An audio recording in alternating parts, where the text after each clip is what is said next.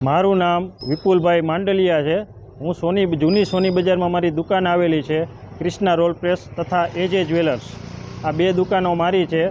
મારા દુકાનની બાજુમાં અહીંયા ગંદકીવાળો છે, ગટરો ઉભરાય છે, પછી રસ્તા બરાબર નથી, અવારનવાર વાહનો પડે છે, એક્સિડન્ટ થાય છે, માણસો પડે છે, એને લાગે છે અને અહીંયા ગંદકીના હિસાબે મચ્છર માખીનો એટલો ત્રાસ છે કે અમે અમારી દુકાનના શટર કે તાળા કે કંઈ ખોલી શકતા નથી અને કસ્ટમર આવે છે તો એને અમારે બેસાડવામાં તકલીફ પડે છે। તો તે અમે માગણી કરેલી હતી નગરપાલિકાને, અમે 3 થી 4 અરજી આપેલી હતી નગરપાલિકાને, પણ નગરપાલિકાએ આમાં કંઈ ધ્યાન આપેલું નહોતું। એમ કીધું કે આ થઈ જશે પણ અહીંયા કંઈ ધ્યાન આપેલું નથી।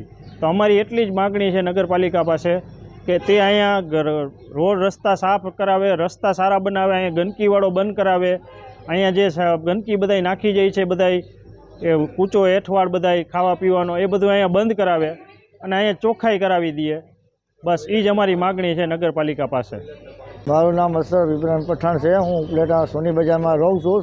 સુખનાથ મહાદેવ મંદિરની બાજુની ગલી છે મારી। આ રોડ માથે ગંદકી ગરબર ને કચરો બધા આડોશી પાડોશી અહીં નાખી જાય છે।